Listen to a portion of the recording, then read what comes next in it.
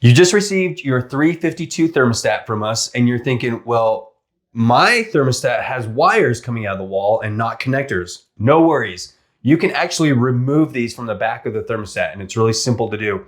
So what you do is you see the wire is pushed into the back of the thermostat right here and it's held in by a push pin.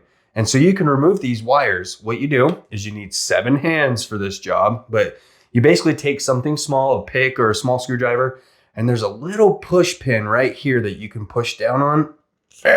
See, 7 hands. You push down on that, the wire comes out.